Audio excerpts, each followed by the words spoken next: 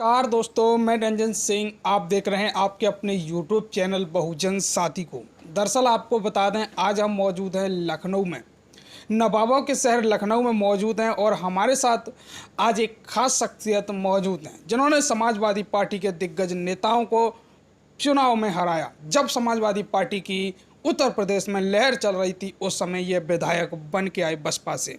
आपको बताने की कोशिश करें तो ये झांसी जिले के बबीना विधानसभा से विधायक रहे हैं 2012 से 17 की, जब समाजवादी पार्टी की सरकार थी। तो इनसे हम जानने की कोशिश करेंगे 2022 के चुनाव को लेकर और जानने की कोशिश करेंगे कि इनका कैसा कार्यकाल रहा।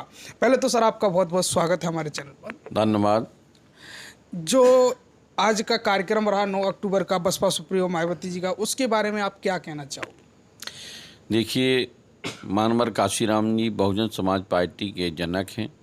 उन्होंने बहुजन समाज पार्टी बना करके इस देश के शोषित, वंचितों, पिछड़े लोगों को अधिकार देने के लिए जो बहुजन समाज पार्टी बनाई थी, आज उनका 15वां परिनिर्वाण दिवस था। हम सारे लोग प्रदेश के आकर के उनको पुष्प अर्पित किए और हमारी राष्ट्रीय अध्यक्ष बहन कुमारी मायावती जी ने जो निर्देश दिए, उन निर्देशों को लेकर के हम लोग गांव में चौपाल लगा करके उनकी बात को बताने का काम करेंगे और 2022 में हम लोग पुनः बसपा की सरकार बनाने के लिए अपनी मुहिम में लगे हुए हैं।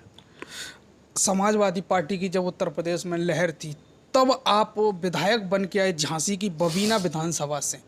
एक दिग्गज नेता को आपने हराया, तो इस पर आप क्या कहना चाहोगे? आपने कैसे पछाड़ा उनको? क्या रणनीति रही आपकी और पार्टी की, उसके बारे में हमें ज़रूर बताएं। देखिए, 2012 में जो समाजवादी पार्टी की लहर थी, ये बात बिल्कुल सही है, क्योंकि उस समय समाजवादी पार्टी पूर्ण बहुमत में सरकार बनाई थी।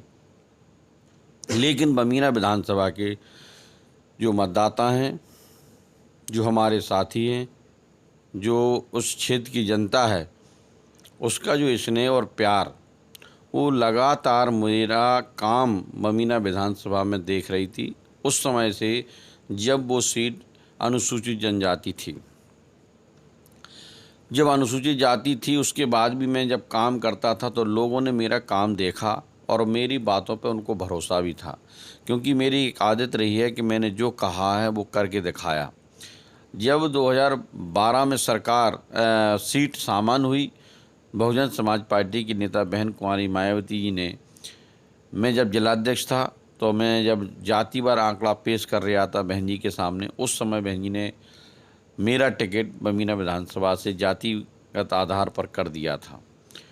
तो जब मुझे मेरा टिकट हुआ तो मैं जब क्षेत्र में गया और क्षेत्र में की लोगों की जो समस्याएं थीं वो मैंने सुनी और मैंने उनसे सिर्फ एक ही बात कही थी, अगर आपने अपना वोट रूपी आशीर्वाद मुझे दिया और अगर मैं यहाँ से विजय हुआ तो आप लोगों की जो चाहे पानी की समस्या हो, चाहे बिजली की समस्या हो, चाहे सड़कों की समस्या हो, मुझसे जितना बनेगा मैं उतना आपको काम करके दूंगा।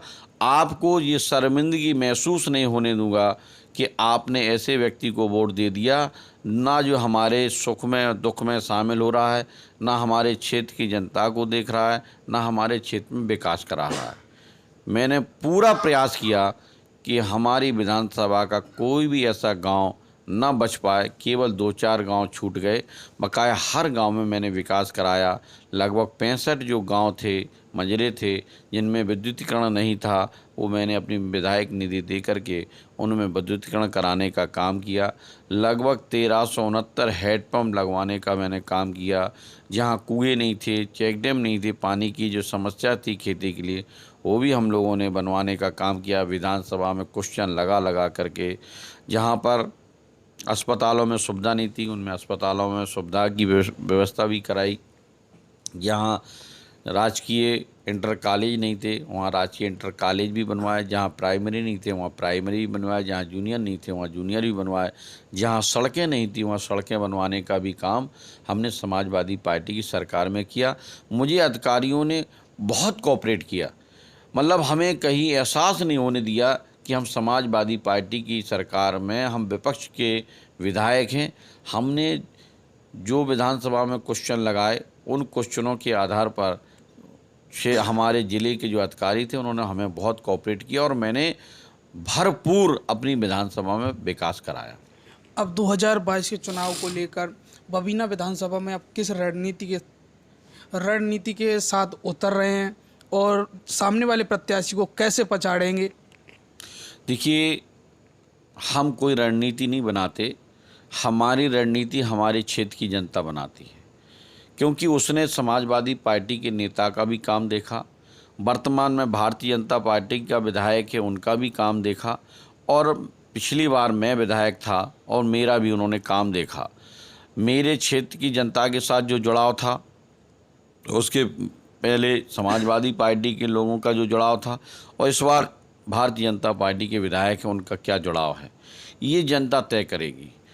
हमने क्या काम कराया था, भाजपा ने क्या काम कराया और सपा समाजवादी पार्टी ने क्या काम कराया, ये तीनों के लोगों का जो कैलकुलेशन है, चाहे वो विकास के नाम का हो, चाहे लोगों के सुख दुख में खड़े होने का हो, या लोगों के बीच में रहने का हो, ये जनता इसका कैलकुलेशन लगा करके 2022 में मुझे विश्वास है कि मुझे पुनः 2022 में विधायक चुन करके भेजेगी।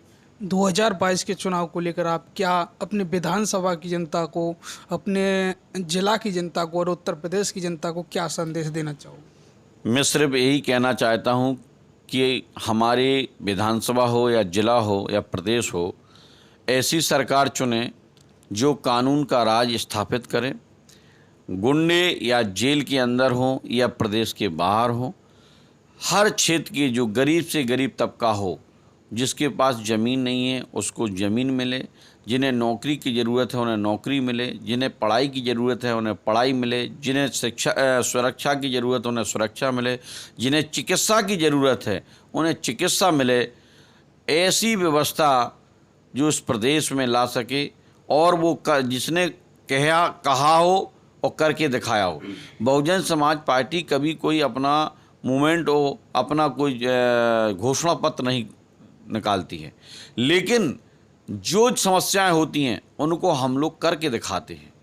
और लोग घोषणा पत्र निकालते हैं, घोषणाएं करते हैं, बहुत सारी लोगों को लुभाने का काम करते हैं, लेकिन जीतने के बाद, सरकार बनने के बाद उन घोषणाओं पर 5% तक अमल नहीं होता है।